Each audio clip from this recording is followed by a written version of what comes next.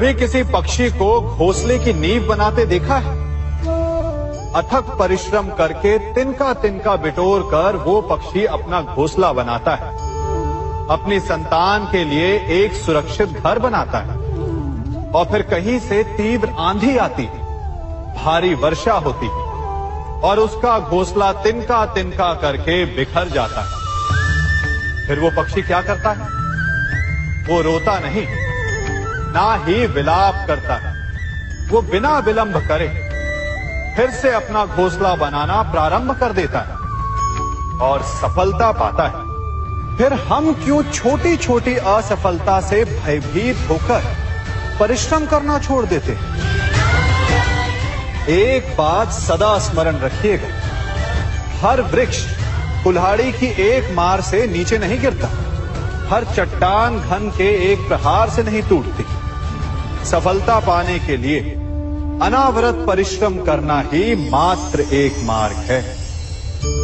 स्वीकारण, सत्य का स्वीकारण मनुष्य के लिए बहुत ही महत्वपूर्ण है। जब तक मनुष्य सत्य को स्वीकार नहीं करता, उसे असत्य से लड़ने की शक्ति प्राप्त नहीं होती। जब आप भोजन करते हैं तो क्या होता है? आपका पेट स्वीकारता है कि वो भर चुका है और आप भोजन करना बंद कर देते हैं। जब आपको निद्रा आती है तो क्या होता है? आपका मन स्वीकारता है कि आपका शरीर थक चुका है और उसे विश्राम की आवश्यकता है। उसी प्रकार जब आपको किसी व्यसन को रोकना हो तो आपको स्वीकारना पड़ता है कि बहुत हो चुका, चाहे वो लालच हो या मदिरापान।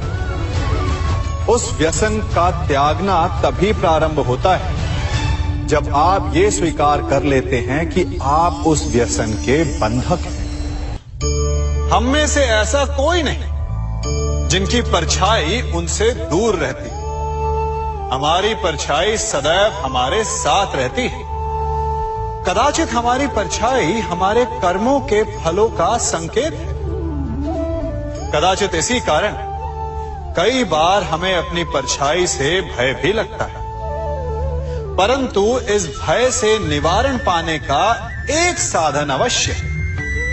वो है सूर्य की ओर मुख करना या किसी प्रकाश के स्रोत की ओर मुख करना, क्योंकि तब हमें हमारी परछाई दिखाई नहीं देती।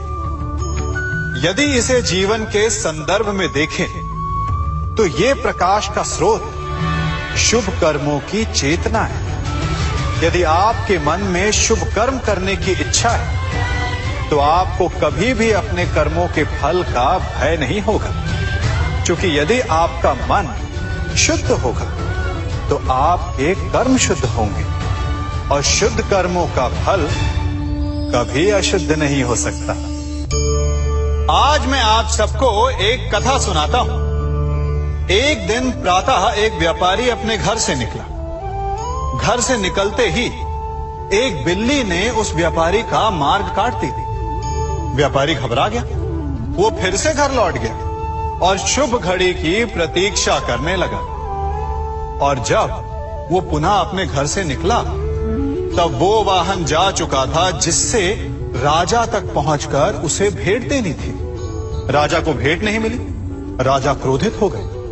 राजा ने उस व्यापारी का व्यापार बंद करवा दिया। इस कारण व्यापारी क्रोधित होकर घर पर अपनी पत्नी से लड़ बैठा। पत्नी अपने बच्चों समेत मैके वापस चली गई और उस व्यापारी के जीवन में यदि कुछ रह गया था तो केवल अंधकार। और इन सब का कारण वो उस बिल्ली को मानता रहा जिसने उसका मार्ग काटा था। ऐसा ही एक दूसरा व्यापारी राजा को भेंट देने निकला और उस व्यापारी का मार्ग भी एक बिल्ली ने काट दिया। वो व्यापारी तनिक घबराया, परंतु उसने आगे बढ़ना अधिक उचित समझा। राजा तक वो समय पर पहुंचा। उसने राजा को भेंट दी। राजा प्रसन्न हुए और राजा ने व्यापारी को अपना व्यापार बढ़ाने की अनुमति दी, स्वर्ण आभूषण दी। जब व्यापारी घर पर पहुंचा तो पत्नी को आभूषण और अपने बच्चों को देने के लिए वस्त्र थे उसके पास। हर ओर प्रसन्नता थी। समझ रहे हैं ना, दोनों के साथ एक ही प्रकार की घटना हुई, परंतु दोनों की प्रतिक्रिया भिन्न थी। ऐसा ही हमारा जीवन भी है। हमारे जीवन में प्रारब्ध का अपना स्थान है, परंतु उससे कई अधिक महत्वपूर्ण हमारी प्रतिक्रिया, हमारे सोच का प्रभाव है। क्योंकि यही हमारे जीवन को आकार देते हैं। इसलिए अपनी सोच को सकारात्मक रखिए। आपका जीवन सदैव आनंदमय रहेगा। आप इन दो पात्रों को देख रहे हैं। मेरे इस पात्र में जल है और ये पात्र मिष्ठान से भरा हुआ है। दोनों ही पात्र भरे हैं, परंतु देखिए, मिश्री को जल में मिला दिया, जल ने मिश्री को अपना लिया, मिश्री ने अपना अस्तित्व खो दिया, परंतु जल को अभिमान है कि उसका अस्तित्व अभी भी बना हुआ है। परंतु जो इस जल को चखेगा उसे अवश्य पता चल जाएगा कि ये जल अब वो जल नहीं रहा, ये अब शरबत बन गया। हमारा त्याग, हमारे बलिदान भी ऐसे ही होते हैं। जो इस बात को अनुभव करते हैं वो समझ सकते हैं कि कैसे हमने समय की धारा को बदल दिया। जो बलिदान देते हैं उनका अस्तित्व कभी नष्ट नहीं होता, अपितु उनका बलिदान संसार में कुछ ना कुछ परिवर्तन अवश्य लाता है। हम सभी कभी ना कभी, कहीं ना कहीं अपने जीवन में यात्रा अवश्य करते हैं। हमारी यात्रा में कभी पक्के रास्ते आते हैं तो कभी कच्चे रास्ते। पक्के रास्ते मनुष्य बनाता है और कच्चे रास्ते जानते हैं कैसे बनते हैं? चलते चलते बन जाते हैं। जब लोग एक स्थान से जाते हैं तो पैरों के दबाव से नीचे की घास कुचल जाती है। बार बार उस मार्ग से जाने से धीरे धीरे मार्ग स्वतः ही बन जाता है।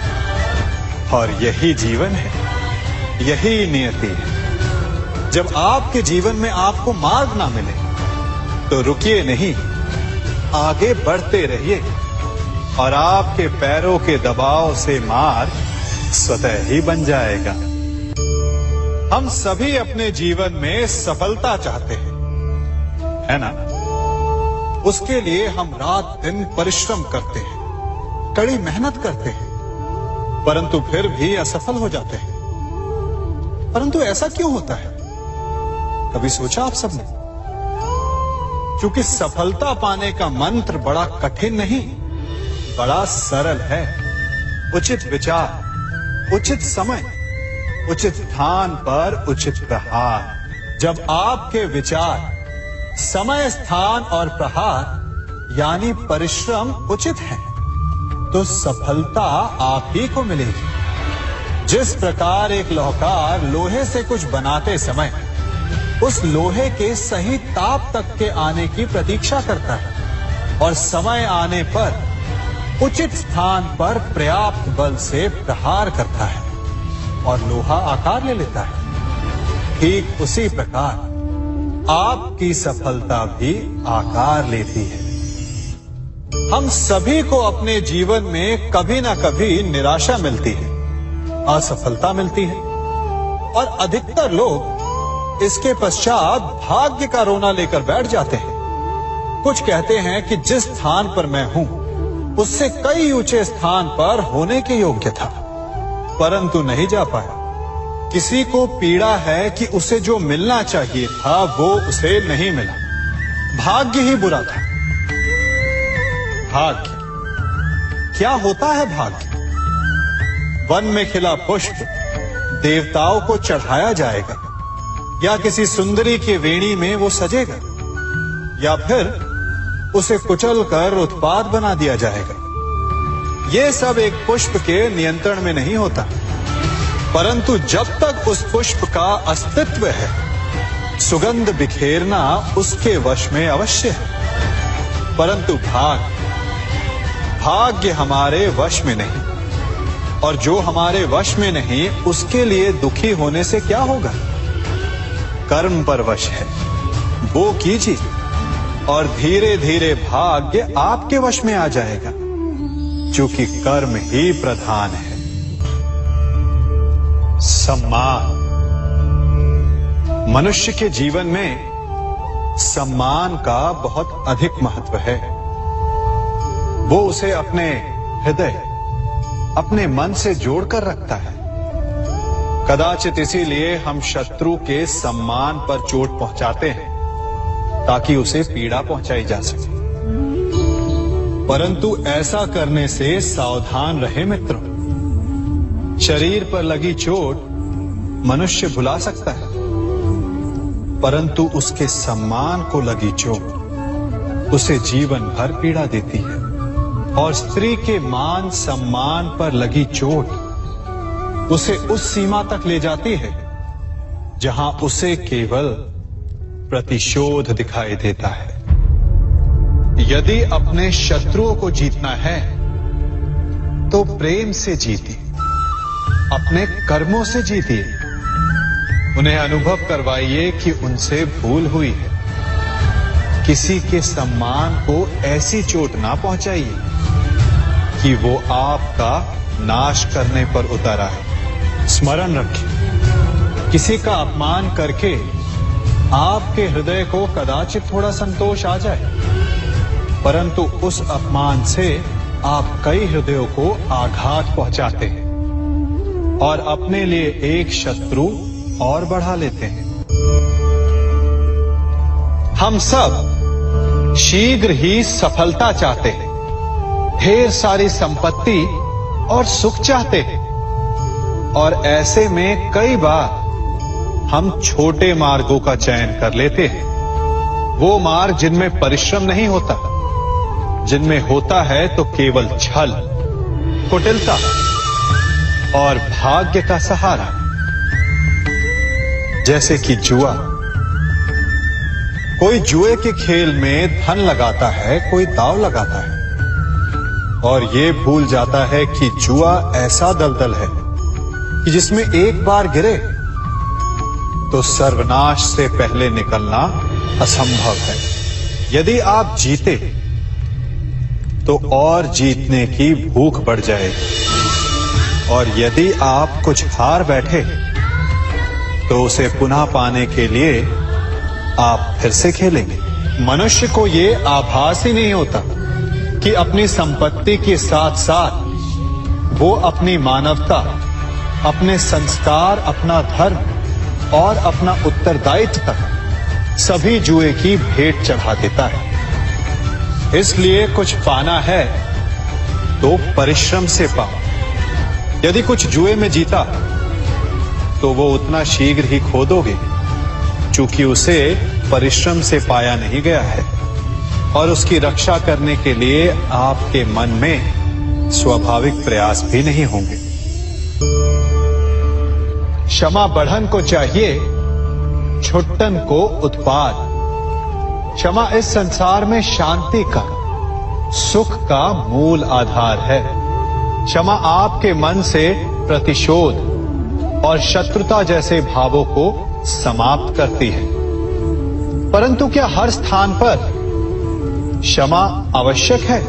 क्या प्रत्येक का अपराध क्षमा करने के योग्य होता है?